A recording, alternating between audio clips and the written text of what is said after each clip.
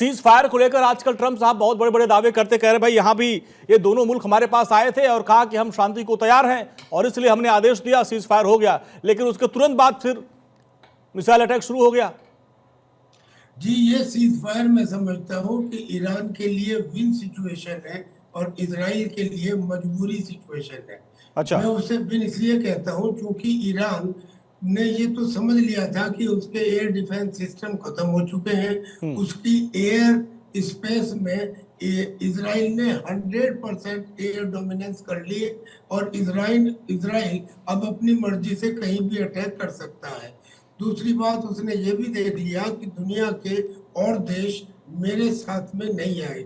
और तीसरा, जो final spoke in the wheel है, वो तब हुआ जब उसने कतर के ऊपर अटैक किया। हाँ। और उसने कहा कि कतर में जो अमेरिका का मिलिट्री बेस है, जब उस पर अटैक किया, रिजल्ट कुछ भी ना निकला हो, लेकिन अटैक किया, तो उसने कहा कतर हमारा पड़ोसी है, हमारा दोस्त है, हमने अमेरिका के मिलिट्री बेस पर अटैक किया है, कतर पे नहीं किया।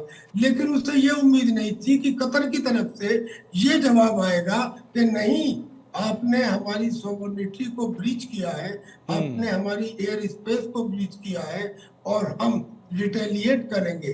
तब ईरान को लगा कि अरे, अगर मिडिल ईस्ट की ये कंट्री जिसे मैं अपना दोस्त समझ रहा था, ये मेरे अगेंस्ट हो गई अमेरिका के मिलिट्री बेस पर अटैक करने के कारण, और अमेरिका के तो सभी कंट्रीज में मिलिट्री बेसिस हैं, मैं अगर उन पर अटैक करूंगा तो वो सब भी अगेंस्ट हो जाएंगे। चाइना मेरे साथ ठीक से आया नहीं, रशिया के बयान सिर्फ कागजों पे हैं, तो फिर मैं तो अकेला पड़ जाऊंगा। लिहाजा अब उसको दो चीजें मिल गई। पहली तो ये मिल गई कि वो अपने डोमेस्टिक ऑडियंस को, जिसे कहते हैं मुंह छिपाना, फेस सेविंग, कि मैं अपने डोमेस्टिक ऑडियंस को ये बताऊंगा कि देखो, हमने परवाह किए बगैर अमेरिका के मिलिट्री बेस के ऊपर अटैक किया कि नहीं किया। किया। एक बात तो ये मिल गई, और दूसरा उसको ये मिल जाएगा कहने के लिए कि मैंने सीज फायर होने के बाद भी, तो जॉब में पहले कह रहा था कि इजराइल युद्ध को शुरू कर सकता है, लेकिन युद्ध को खत्म हम करेंगे। देखो, आखिरी स्ट्राइक मैंने की और आखिरी स्ट्राइक और वो दिख रहा है सर, वहां की मीडिया में जश्न मनाया जा रहा है। निपुण सर आपके पास आएंगे। ये ऐसा सीज फायर हम देख रहे हैं, सभी खुश हैं। इजराइल कह रहा है बहुत शानदार रहा, हमने अपने लक्ष्य को प्राप्त कर लिया। ईरान कह रहा है भाई हमने सीज फायर को मजबूर कर दिया और ट्रंप साहब को झुका दिया। ट्रंप तो भाई अपनी वाहवाही ले ही रहे, शांति के दूत बनी रहे वो। नहीं, निश्चित रूप से। और देखिए, ईरान का तो मैं रात ही देख लिया था कि जब कतर पर अटैक उन्होंने किया, और कतर पर अटैक करने के बाद कुछ ही देर बाद तेहरान की सड़कों पे क्या थे, लोग थे और वो जश्न मना रहे थे कि हमने मार दिया, बाजी मार ली, ये सब वो शुरू हो गया था। मैंने तभी डिक्लेयर कर दिया था, मतलब मेरी तरफ से तभी मैं बोल चुका था कि अब सीज फायर होगा, अब ये वॉर जो है रुक जाएगा। क्योंकि अमेरिका की ओर से कहना ये था, रात स्टेटमेंट आ गया था कि कुछ भी नुकसान नहीं पहुंचा है। उधर ईरान कह रहा था कि हमने कतर में बस अमेरिका का बेस में कुछ छोड़ा ही नहीं है, जबकि ईरान पहले से इन्फॉर्म किया कतर के ऑफिसर्स को, अमेरिका के ऑफिसर्स को इन्फॉर्म किया, उसके बाद अटैक किया। तो ये भी मैसेज साफ था, यानी कि आप केवल क्या कर रहे हैं, एक सिंबॉलिक सा बनाने का प्रयास कि हमने हमला किया ताकि आप अपनी पब्लिक को क्या कर सके, समझा सके। ईरान के ऊपर एक अच्छा खासा दबाव था।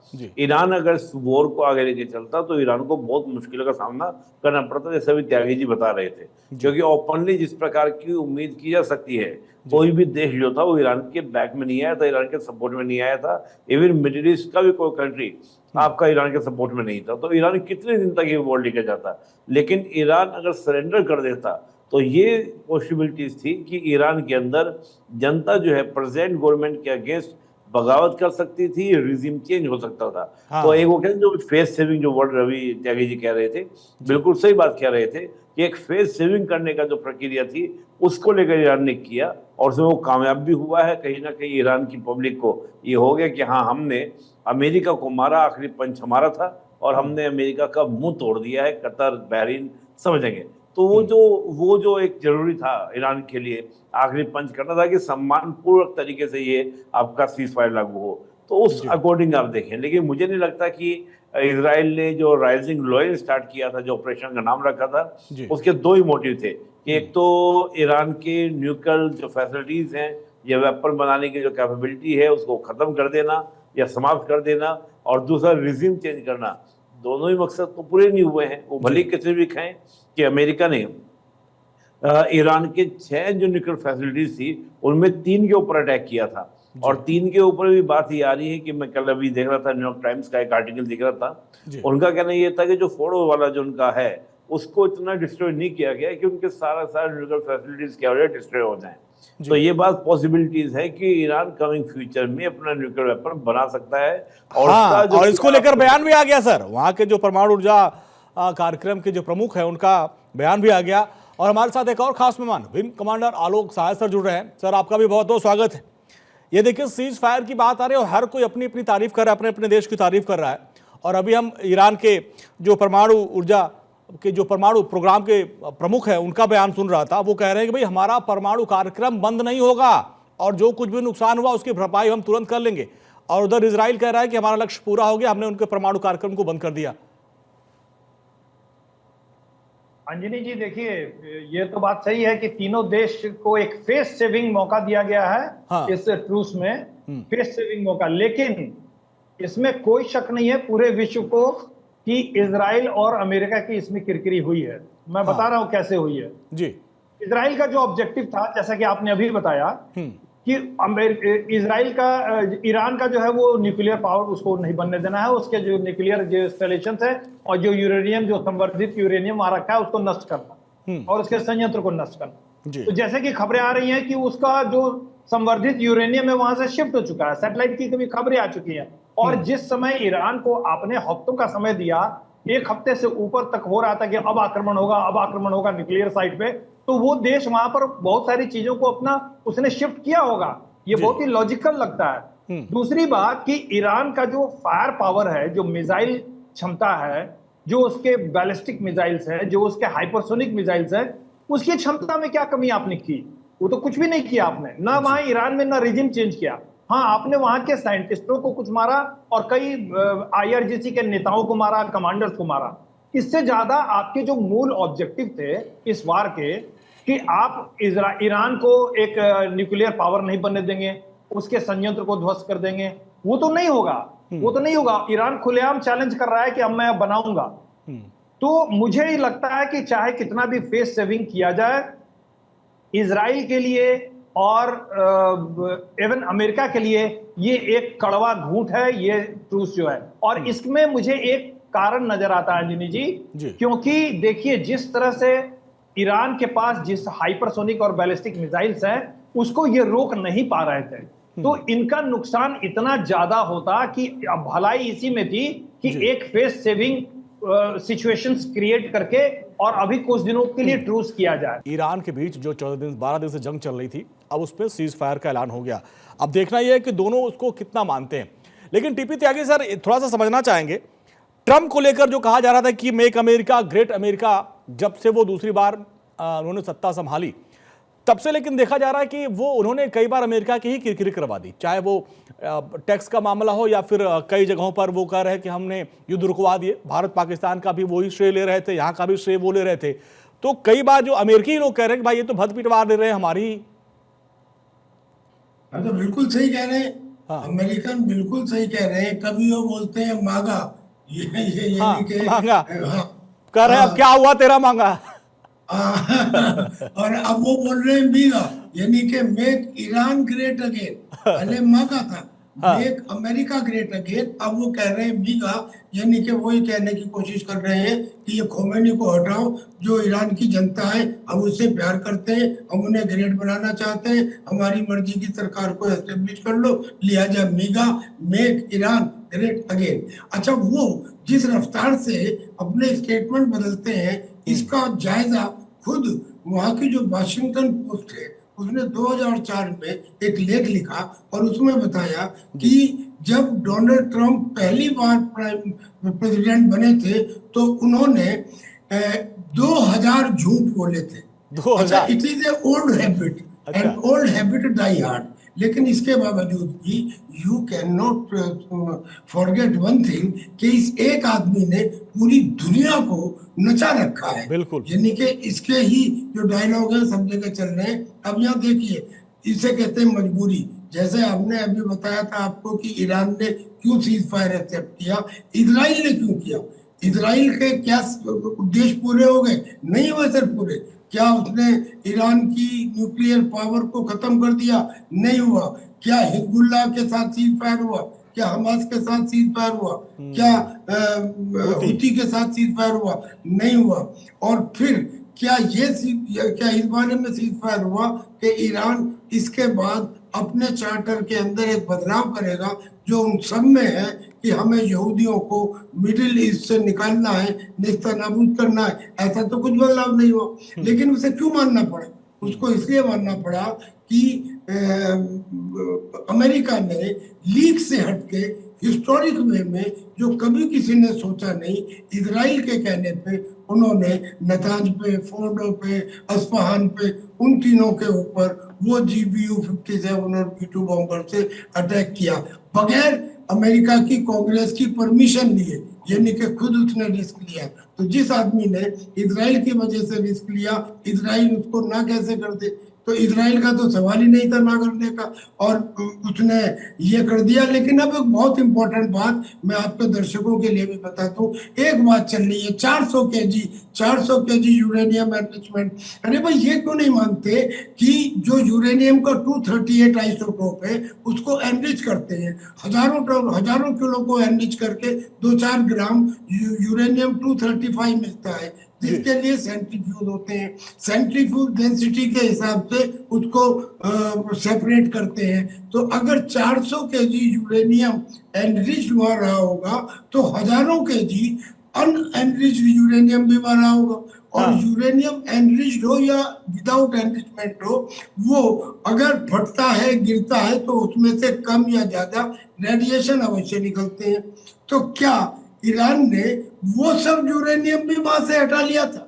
और अगर नहीं हटाया तो क्या? अब ये बहुत बड़ा सवाल है सर। निपुण सर, आपसे भी समझना चाहेंगे, क्योंकि देखिए अभी जो हमला हुआ था जब अमेरिका ने किया, उसके पहले तक उन्होंने 2 हफ्ते का वक्त दिया था और वो चाह रहे थे कि ये जो डील हो, परमाणु डील हो, वो अमेरिका के साथ कर ले।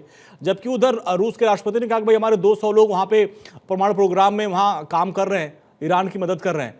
तो क्या ये जो डील जो यूरेनियम की बात सर त्यागी सर कर रहे हैं, इसको लेकर अमेरिका चाह रहा था कि हमारे पाले में आ जाए और उसको लेकर उन्होंने दबाव बनाने के लिए, उसको झुकाने के लिए हमला किया था? क्या उसमें वो कामयाब हुए? नहीं, देखिए, अब हम देखें, ये तो फैक्ट है कि 1979 से अब ईरान और अमेरिका के बीच में रिलेशन खराब हुई और रिलेशन खराब का परिणाम ये निकला कि अमेरिका ने कई बार ईरान के ऊपर सेक्शन 95 में लगाया, 2015 में समझौता करके 2018 में तोड़ भी दिया।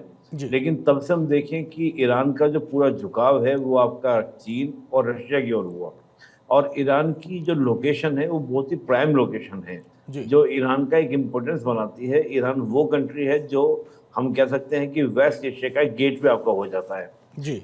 इस लोकेशन को देखते हुए चीन के लिए भी बहुत महत्वपूर्ण ईरान हो जाता है और रशिया के लिए भी बहुत महत्वपूर्ण आपका ईरान हो जाता है।